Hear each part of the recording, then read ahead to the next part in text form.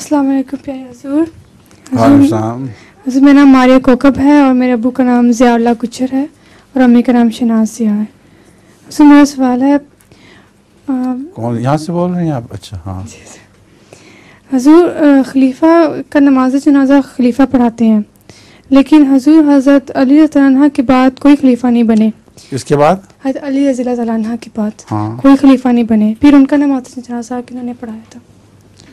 हज़रत अली का जनाजा भी उसी तरह हुआ है जिस तरह सब बाकी खुलफा का हुआ है कि लोग एक ऐसा इंतज़ाम तो नहीं था कि लाउड स्पीकर पे सब इकट्ठे हो जाएं।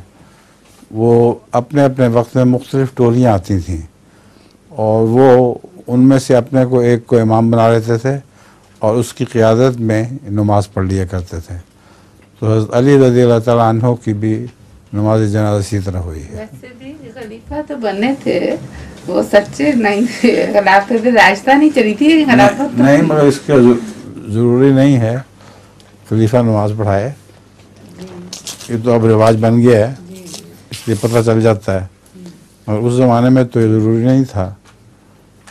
हज़रत सल्लल्लाहु अलैहि वसल्लम की नमाज भी सिर्फ हज़रत